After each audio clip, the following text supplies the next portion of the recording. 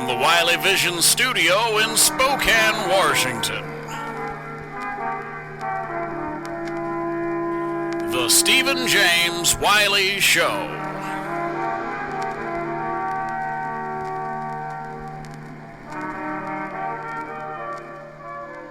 Aloha and welcome, howdy, howdy, hey. Welcome to the Stephen James Wiley Show. It's my show, yes it is. Oh, God. It's a great day. The sun just came out, and that made my heart happy because it's winter, and it's just kind of gray, and it hasn't snowed, and blah, blah, blah. I've gone on about that before. I had a buddy I was talking to, David Uhlencott. He's been on the show before. He's the manager of the ski school up on Mount Spokane, and also my realtor right now. And he was saying the snow up there is just epic. It's the best snow Mount Spokane's had, and I think a lot of the hills around our area are just killing it. And which is great because Mount Spokane last year had the worst year in maybe decades. It was skiing on gravel with, some symbolic snow on top of it. And so Dave's stoked, and he's like, dude, you got to come up. And I don't have any gear anymore. And I literally just gave away they were practically new ski boots. Like 15-year-old Solomon ski boots that I paid a lot of money for, but used them like 3 times. And I finally was like, God damn it, we're going to get rid of this crap because we're moving out of and I'm tired of lugging this around and sound like a crotchety old man. And so I gave them away. And now I'm thinking, those would have come in handy because Dave just offered to take me skiing, and he has some awesome, like $700 skis. And, and he can get me some boots, but they won't fit. They won't fit right, and I don't want to do it. Now, I'm tempted. I'm really tempted because it looks so beautiful up there. So that is on my radar. That could happen. And if it does, I'll send you all a photograph. I will take and print a photograph. Speaking of photographs, I have my friend, a regional legend, Don Hamilton, is going to be on the show today. We have an extraordinary, lovely conversation about his life, his work. He is a world-class photographer who has been at it for many, many moons. He moved to Spokane, I think, when I was 1 year old. Not to make him feel old, but that is when he moved to Spokane. And we have a delightful conversation. Don and I have worked together twice now on film projects. He's a cinematographer as well. He is a Swiss Army knife of creative energy, know-how, and moxie. He's just willing to do stuff. And he has made feature films. He does a lot of commercial work around our area for big businesses. He's done work with politicians for their ads, and he's done incredible photography with all kind of musicians to politicians to you name it. He has done it. And his studio here in Spokane is a wonderful place. We shot a short film together that won many awards and gained renowned worldwide, as they say. And we also shot a mini pilot for a TV show I am writing right now called Gary that I intend to star in and make my way in the world so that everyone can see my exceptional talents. Yeah, that's what we've done. So we're going to have an awesome chat, and you get to hear it because that's what we do here on this show. It's an honor to have Don, and I'm excited for you to get to hear his story and just hear his voice. There's an energy to him that you will feel that is immediately endearing. So I will say that. We're going to take a quick break, come back with the Don Hamilton, and here we go. American Septic, proudly serving Phoenix, Arizona and surrounding areas since 1953. At American, we can pump, clean and repair your current septic system with ease. or we can design and install a brand new state-of-the-art system. No matter the problem, our Crackerjack crew of expert technicians have got you covered. Every Jack, Jill, and Diane gets a thrill when they hear the A-American pump truck coming up the road. A-American Septic. Find us on the World Wide Web at americanseptic.com. That's americanseptic.com.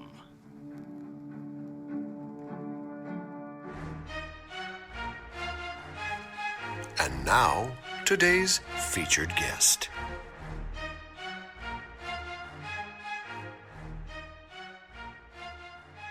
Well, Don, thank you so much for joining the show. I'm so happy you're here. I'm delighted to be here. Nice place. Oh, thank you. Yeah, I'm trying to make it homey and pleasant. Don, how long have you lived in the Spokane area? I moved to Spokane Christmas Eve, 1979. And what was the catalyst for that? Well, okay, the origin story is my mother, who was a member of Mensa, once upon a time, used to enter lots of contests. And there was this one contest hosted by a radio station in Southern California. They'd give out clues, and you'd crack the code, and you'd write the answer on a postcard and mail it in. So my mom was working on this, listening to clues, and she wrote the answer on a postcard, mailed it in, and the DJ comes on the next morning and says, "Well, we've got a winner, and when we get 5 more, we'll tell you what the solution to the puzzle is." And the prize was 6 pairs of all expense paid tickets to the expo. And so my mom reached out to the family and said, "Look, I'm pretty sure that if you write this word on a postcard, you will fly to Spokane, Washington for the World's Fair." So my sisters did. I wasn't interested at the time, but both my sisters did. So my mom and dad and both my sisters and their husbands came up here for the expo and just fell in love with it. And so my sister Carolyn and her husband Keith moved up here first, and then we followed. So that was a long answer to your question. No, that's great. I'm a side effect of the expo. And you said that your mom moved up and... She moved up later. I mean, Okay. first it was my sister Carolyn, and then my sister Ann, and then me, and my then wife Maggie. And I'll never forget driving in here on Christmas Eve, 79, having all of my worldly possessions at the control of my hands, driving a Ford van, pulling a U-Haul tandem axle trailer. It was... Yeah. And there was snow on the ground. We drove right up Monroe to 29th, and so we lived on 29th for a number of years. Was there magic to it? Did it feel like this is it? This is the right thing, or was it Oh kind yeah, of an open? I mean, Okay. it was. I mean, well, yeah. Spokane is a magical place, and I'm from Southern California, and so getting to a place that actually had snow and 4 seasons, something completely different. And we were very lucky to join this community. Outstanding. And you're a very creative guy. You and I have had the pleasure of working together on a couple different film projects, and you've done a ton of things, which we can talk about. And before you moved to Spokane, what were you doing in California? Something with photography, or? Well, it's interesting you should mention that. I studied theater. Studied theater in a number of places, Pacific Conservatory of the Performing Arts, and then at UC Irvine. And then I went to work for the South Coast Repertory Company, which is a theater company that's a little bigger than the Seattle Rep. I say it's funny you should ask. My friend Martin Benson, who was one of the co-founders of that theater company, passed away a couple of weeks ago. And I was going through my archive looking at photographs that I shot in 1974. I mean, that's a long time ago. And the hell of it is, I'd throw these negatives. This is just yesterday. I threw these negatives out on the light table and used my iPhone to photograph the negatives and then put those into Photoshop. It's like the quality is sublime. So Really? yeah. So the point is, I worked for a theater company, both doing set design and lighting design, and did. I mean, it was, It's kind of goofy. There was a point at which there were 5 full-time employees of the theater, and my job description was technical director, set designer, graphic designer, and photographer. So it was kind of ridiculous. But anybody's worked in the theater, you end up wearing a lot of hats. Right. And so, I took a lot of pictures for promoting the theater, and then also worked in the theater. So that's what I was doing down there.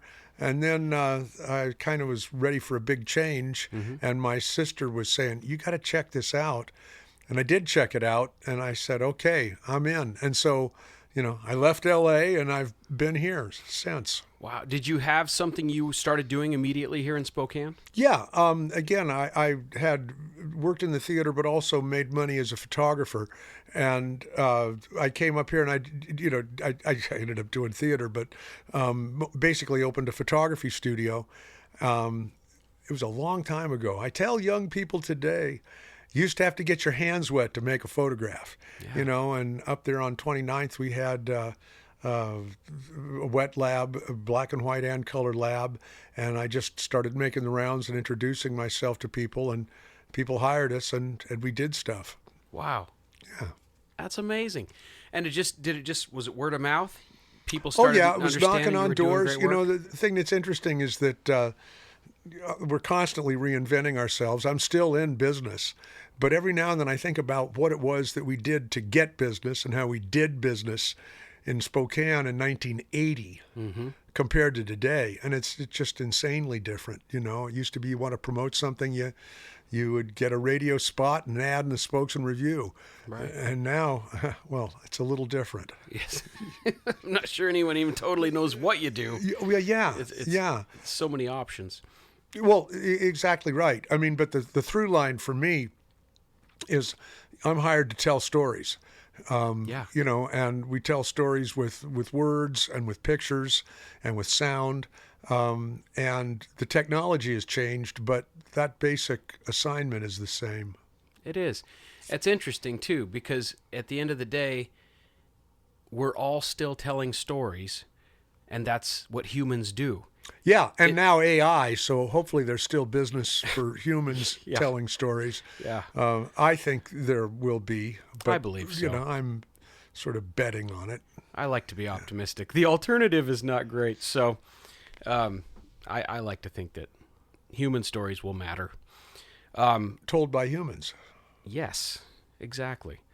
So I'm curious, for you, because you've done photography, and I've seen a lot of your photographs, you've photographed senators, congressmen.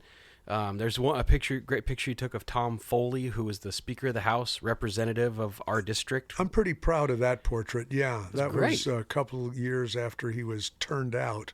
Yeah. But it was great hanging out with him. And again, we talk about what AI can do, and we talk about portraiture or any kind of photography.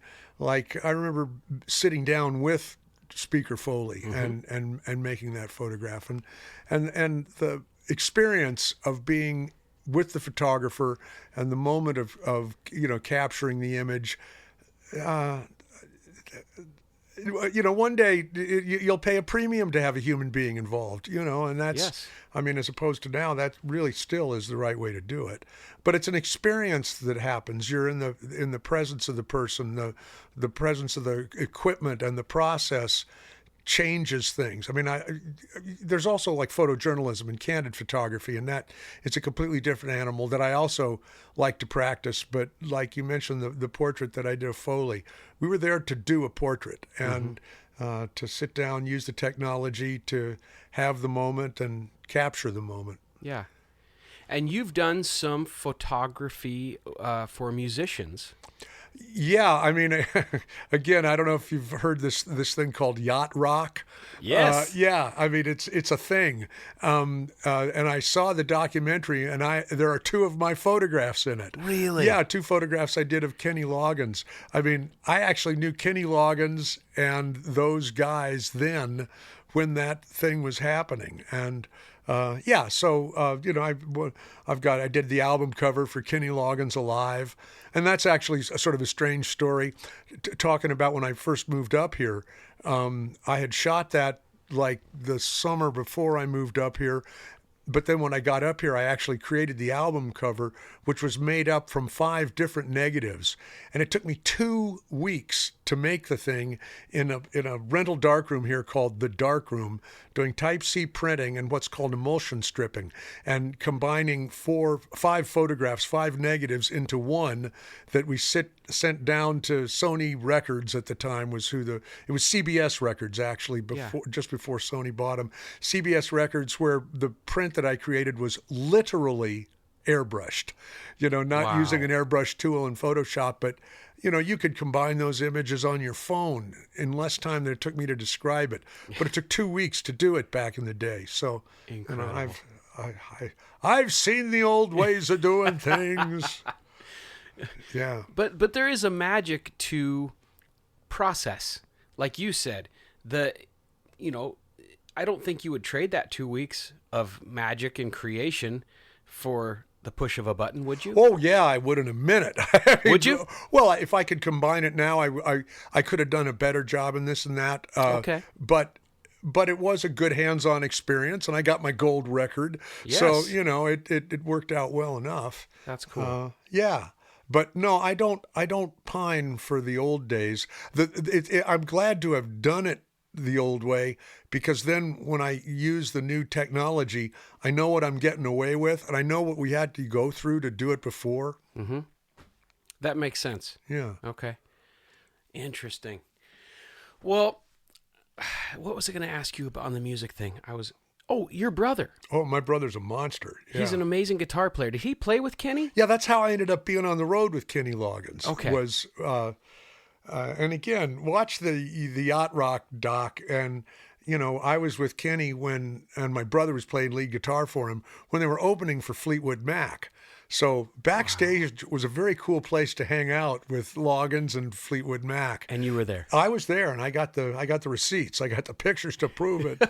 but that was just a brief time and a brief segment. And again, I'd not exactly forgotten about it, but that moment has now been made famous in Yacht Rock. That's awesome. Yeah. That is awesome. Mm-hmm. Well, what are you working on these days? Because I know you don't sit idle. You are always doing something, creating a new, like you said, reinventing. Right. And you have a beautiful studio. We're staying crazy busy right now because, as I say, I still have my motion picture production company, and I'm still a professional commercial photographer, a portrait photographer. So that's sort of my day jobs are photography and filmmaking. But we're now I keep calling it an experiment, but now it's been just a little bit more than a year that we have the Hamilton Studio Listening Room. Nice. And that's taking our studio. When we bought the studio, our studio is an old gymnasium that was built in 1928. I like to say I'm the second owner, bought it from the people that built the Vatican. It was the St. Joseph School auditorium and gym. So imagine a small basketball court in a brick building. Yeah. And we bought it to turn it into a studio. And at the time we bought it, we built a cyclorama. And if you don't know what that is, it's a cove wall and a cove floor, and it's an infinite space. You can put a car on it and have no horizon. And then we also, when we bought it in 1985, sprayed in sound insulation because we were using it as a motion picture soundstage to record voices, and it was too echoey without. But what we never imagined when we did it was we never envisioned it with an audience. And, starting... our first official performance as the Listening Room was the 1st of January last year. So we've been at it a year and a couple of weeks. Sweet. But now we get 100 people in there, and we got a liquor license so we can sell beer and wine. So it's set up like a nightclub with small chairs and tables, and the live performance is simply astonishing. The sound is sublime. The acoustics are sublime. And the visual is also sublime because people are sitting on this infinite cyclorama. The sound is perfect. It's mellow. And so, that may be the highest and best use of the room. And so now we started it as an experiment, but now the musicians love it. The audience loves it. And now my wife, Lorna, and I feel kind of an obligation to make it work as a thing. And Yeah. so, we had a concert here this Saturday, which was stunning. Aspen Kai. I don't know if you know local talent Aspen Kai, but she kicked butt. We had Mr. Sister, our friend Tristan was in that. I mean, people come and it's not like a bar. I mean, yeah, we got a bar, Right. but you're there. It's a listening room. You're there to concentrate. You're there to hear what's there. And the musicians just love playing there. And the audience loves playing there and being there to hear it. And anyway, go to hamilton.live, join our mailing list. Yes, and you can do it. hear what we got coming. I was just meeting with Madeline McNeil in there this morning. This Friday, she's going to be doing a stunning concert, which is, what is it? God is Away on Business. And it's a musical tribute to Tom Waits. So she's going to have this stunning band of local talent doing Tom Waits music. And it's just, I'm just so lucky. Anyway, so if you got a chance, come hear it. It's pretty close to sold out. So by the time you hear this, it's probably sold out. That's huge. Yeah. Well, and for Spokane, we've never had a listening room type situation. That's a very Nashville type thing to have. Yeah, we discovered it when again, it was now getting to be about 18 months ago. So in the summer, we suddenly had a couple of concerts there unexpectedly. And they looked good and they sounded good. And because that's the other thing I mentioned, we're a video production company. Right. So we record these things. We get, high quality sound and picture of it. Anyway, we had Zool Bailey and the Ataka Quartet suddenly do a concert. And then we had this fella, Daniel Champagne, up from Australia on a 35 city tour, booked in there, and he brought in 85 people we never met, and just a solo guitarist, and it was killer. And then I don't know if you know who Samantha Fish is, but Samantha Fish is a monster guitar player, and she was headlining Pig Out at the Park on a Friday night, and then she rented the studio for the next 2 days with her band, and they had all their setup in there, checking audio monitoring and rehearsing a show that they were going to take on the road to open for Eric Clapton. Wow. That's how good she is. And so her road manager was a fellow named Danny Bland, who came in there and looked at it and he said, "This is a listening room." And that's what it is. It's kind of like a big house concert. It's smaller than like the Bing or something like that, but you're intimate. Nobody's farther than 25 feet from the talent. The acoustics are sublime. And so, we looked it up, and it is a thing. Like McCabe's Guitar Shop in Santa Monica. There's a place called, I think, the Listening Room in Oklahoma City. Nashville. I mean, it's a thing. And we got one. It's beautiful because people, and the fun thing for artists is people are there to listen and not drink and dance and exactly. You're not a jukebox. Peter Rivera is going to be doing a concert. Maybe we're talking about doing more than one.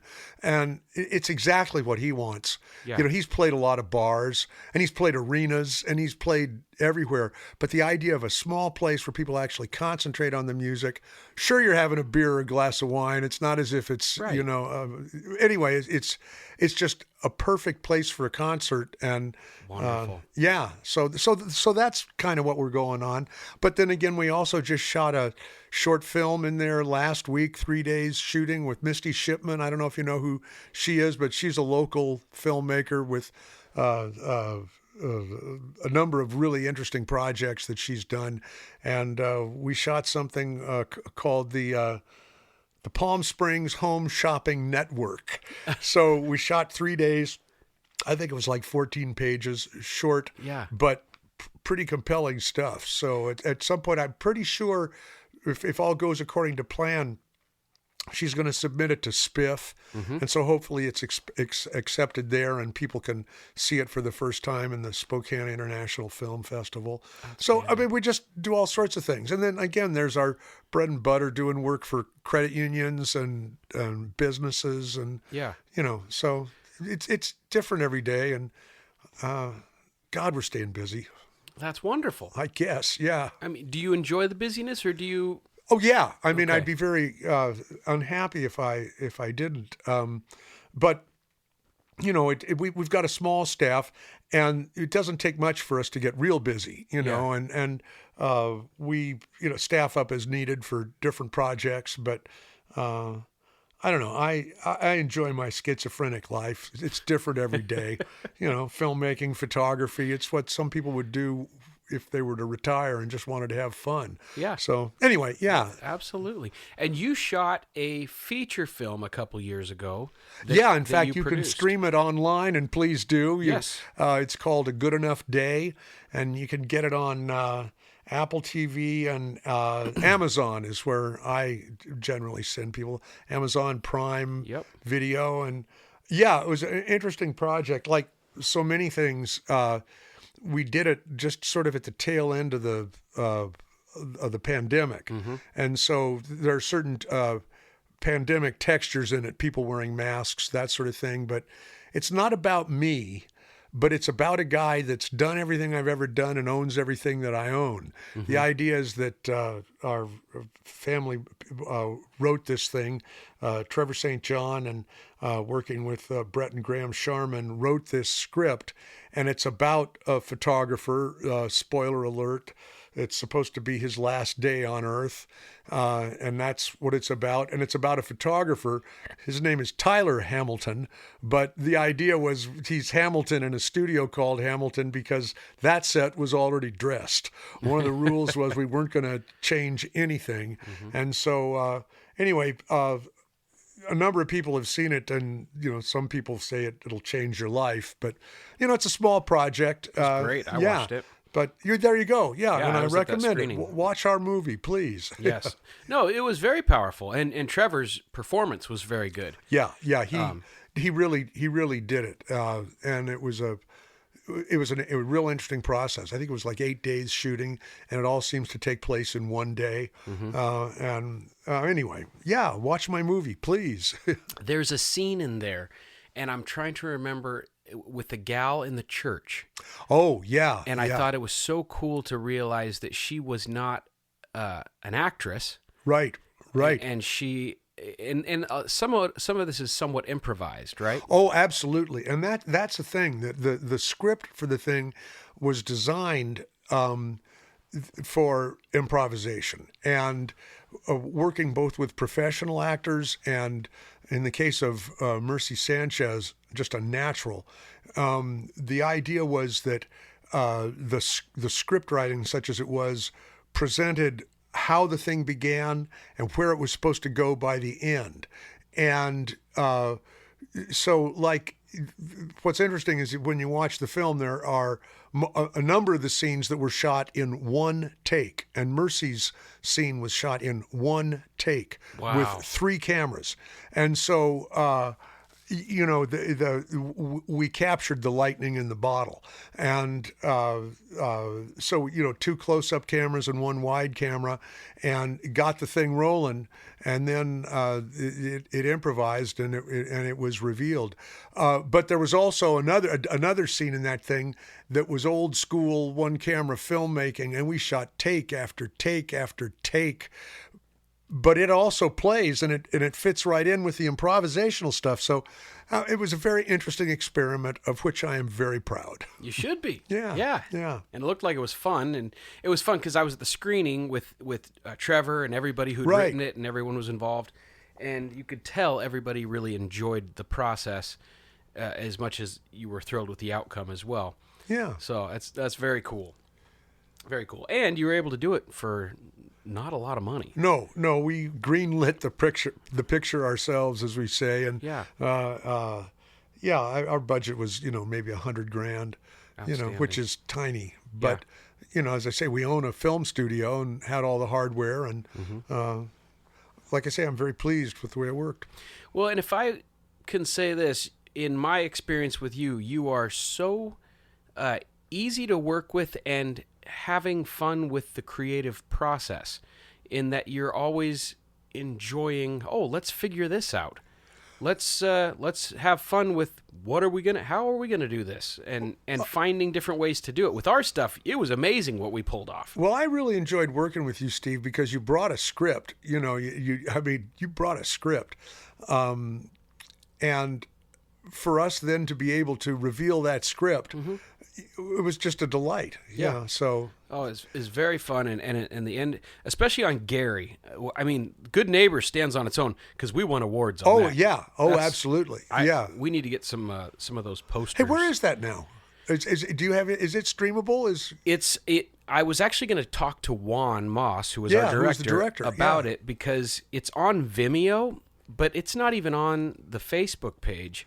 No, it's one of those things that it's made, but nobody can see it. So I think we should get it up on I think for sure that YouTube or something. By all means. So I mean, people can and then see also, I don't know. I know Gary is still a work in progress, but that ought to be somewhere too, because that what you might call pilot proof of concept. Yep. We got away with murder on that. We so got away good. with murder on that. It was. But yeah, it was fun. I am actually gonna post that so everybody can see it because I'm still pursuing it. So I want to see if we can pull it off and find a way. Please do share it. Yeah. Yeah. So, and because the fun thing about your studio is, and we've brainstormed other ideas together, is you can do so much with your space. You see, that's the weird thing. I'm a self-contained film company. Yes. You know, I mean, we definitely hire people as needed for bigger projects, but it's kind of weird. I proved it. I can make a feature film and not leave the building with only hardware that I own. I mean, and it's a watchable thing. Yes. You know, and that suits me. Yeah. That's my idea of a good time. Now, you know, if I were a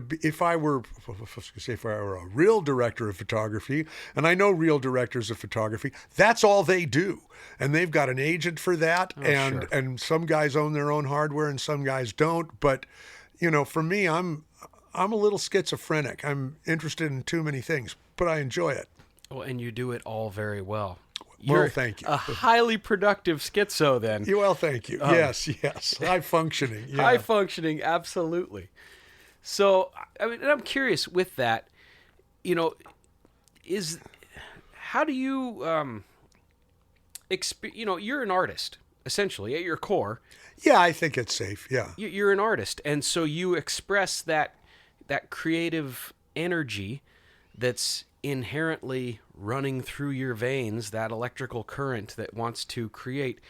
How would you describe kind of, is there a daily magic you feel, because you do stay so active in modes of creation, whether you're taking photos or making a movie or preparing a room for a musical experience, it's all a creative expression. And is that a source of joy for you? Well, I would say it is. You know, the assignment is, whether I'm doing it for love or money, is to tell the story, and taking pride in the craft is part of that, and in my case, the crafts. You know, there are a number of crafts that that I feel competent and lucky to practice. So. Yeah. And does your wife, Lorna, enjoy it the same? I guess. She puts up with it. She's great. Yeah. I mean, like, what's fun is I mentioned the listening room thing right now. She's the bartender. And so when shows are going on, she's sitting there behind the bar. Wow. And I'm sitting over in the light booth. And we look at each other and we just can't believe that this is happening right where we are. You know, it's like it's a party whenever there's a concert going on. It's fun. You know, the whole thing, I feel like Rick and Rick's Cafe Americain, you know, just people come in, Yes. I say hello, you know, it's just a lot of fun. Well, and you do wear so many. I mean, she did makeup, she does makeup routinely. Oh yeah, she does makeup. I mean, we're a very small company with people wearing a lot of hats, and so it's nothing for her to do first-rate makeup. I mean, whether it's just putting on powder or using the airbrush. Heck yeah. But I also refer to her as my Leslie Stahl. She conducts interviews, you know, and so much of our storytelling is interview-based, and so she gets people to reveal themselves, and we cut that footage up, and people pay us fair money to have their story told in that manner. And so, yeah, we enjoy it. It's beautiful. It's beautiful. Well, dude, thank you so much for joining me here. It means a lot to me to have you, and it's my hope I get to work with you on something again soon. I'm counting on it, man. Bring back Gary. Let's do it. Okay. We can build a soundstage. I just got to find some money. So. Well, that's your job. That's my job. Okay. I got to write it and fund it. So. Exactly. That's why your name is Big, the producer. Yeah. There we go. Okay. Well, seriously, thank you, and I hope everybody enjoyed this because I did. It meant the world to me. So thank you. Thank you, Steve. It's been a pleasure.